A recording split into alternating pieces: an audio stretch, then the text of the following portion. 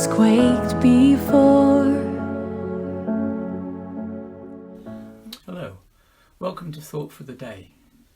I've spoken before about how we make passing of time in so many different ways, and how within the church we have a regular pattern of seasons and readings, and how we remember significant events and people. Today, on the 27th of April, we remember Christina Rossetti, poet, which may sound strange if you're expecting the church to only remember saints and religious people. Christina was born in London in 1830 and was associated with the Pre-Raphaelite Brotherhood, of which her older brother Dante was a prominent member. Her older sister became a religious, meaning a nun. Christina's own fame rests on her poetry. She wrote romantic, devotional and children's poems, which dealt mainly with religious subjects, but also the sadness of unrequited love. She also wrote the Christmas Carol in the bleak midwinter. Christina became one of Victorian age's finest poets. She was author of numerous books of poetry, the best known of which is The Goblin Market, and there were other poems as well.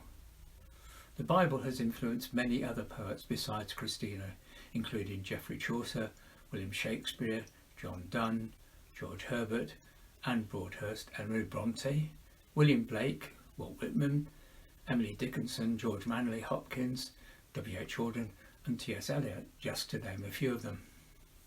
6 books in the Christian Bible are known as books of poetry: Job, Psalms, Proverbs, Ecclesiastics, the Song of Songs and Lamentations.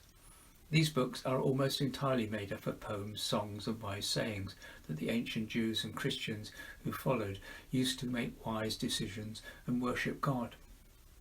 In the time of Jesus, the scriptures weren't particularly sorted out into different literary styles. The scriptures were part of an oral tradition which told the whole story of God's involvement in the world, and in the original language were more like prose or poetry than many of our modern translations.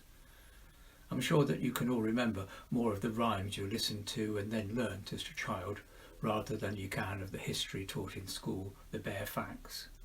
An oral tradition has that element of learning set into it in the ways the words and stories are recited. Perhaps you might also remember the psalm from Psalm 137, the mourning of the exiles in Babylon, especially since it was a hit song by Boney M. By the rivers of Babylon, there we sat down, yea, we wept and remembered Zion. We hung our harps on the willows in the midst thereof, for they carried us away captive, required of us to sing a song. And they wasted us, required of us mirth, saying, sing us one of the songs of Zion. But how shall we sing the Lord's song in a strange land? If I forget thee, O Jerusalem, let my right hand forget her cunning. If I do not remember thee, let my tongue cleave to the roof of my mouth. If I prepare not Jerusalem above the chief of my joy. The Bible is so full of different styles of writing, with humour, sarcasm, erotic poetry, tragedy, history, etc. It makes a very interesting reading, especially when you come to realise that here is the real story of God's love lived out in the reality of the world, with people who are just like you and me, imperfect, yet loved by God who created us. St. Paul's epiphany on love in 1 Corinthians 13, though I speak with the tongues of men and of angels and have not love, and become a sounding brass or a tinkling cymbal. And though I have the gift of prophecy and understand all mysteries and all knowledge, and though I have all faith so that I could remove mountains and have not love, I am nothing. And though I bestow all my goods to feed the poor, and though I give up my body to be burned and have not love, it profiteth me nothing. Love suffereth long and is kind. Love envieth not. Love vaunteth not itself. It is not puffed up, does not behave itself unseemly, seeth it not her own. It is not easily provoked, thinketh no evil, rejoiceth not in iniquity, but rejoiceth in the truth. Beareth all things, believeth all things, hopeth all things, endureth all things. Love never fails. But where there be prophecies, they shall fail. Whether there be tongues, they shall cease. Whether there be knowledge, it shall vanish away. For we know in part, and we prophesy in part. But when that which is perfect comes, then that which is part shall be done away. And I spake like a child, I understood as a child, I thought as a child. But when I became older, I put away childish things.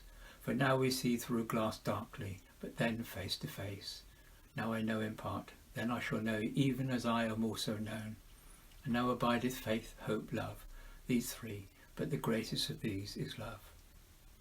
Christina and her mother were part of the Anglo-Catholic movement which heralded what we now know as the Church of England, and this greatly influenced her writings.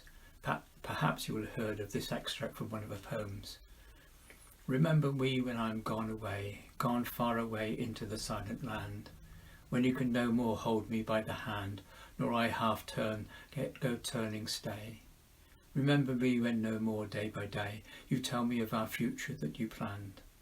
Only remember me, you understand, it will be late to counsel then or pray. But to finish, let's return to the Bible with its vast range of literary styles. This is from the Song of Songs. The voice of my beloved, behold, he cometh, leaping upon the mountains, skipping upon the hills. My beloved is like a roe or a young hart. Behold, he standeth behind our wall.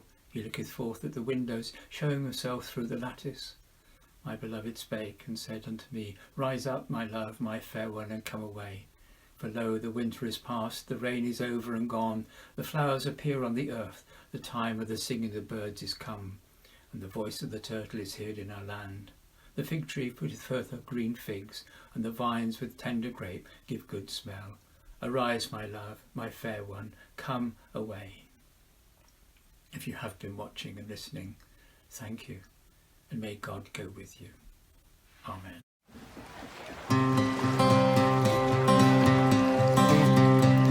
In my wrestling and in my doubts, in my failures, you won't walk out. Your great love will lead me through. You are the peace in my troubled sea. Whoa, you are the peace in my troubled sea. In the silence, you won't let go. In the questions, your truth will hold. Your great love will lead me through. You are the peace in my troubled sea. Whoa, you are the peace in my troubled sea. My lighthouse, shining in the darkness, I will follow you. Oh, my lighthouse, I will trust the promise. You will carry me safe to shore, safe to shore, safe to shore,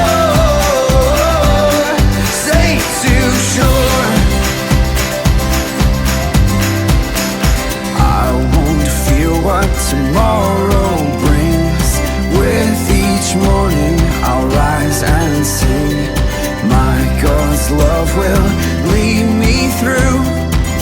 You are the peace in my troubled sea. Whoa, you are the peace in my troubled sea. Oh, you are my light, my lighthouse, shining in the darkness, I will follow you. Oh, my lighthouse, I will trust the promise. You will carry me safe to shore.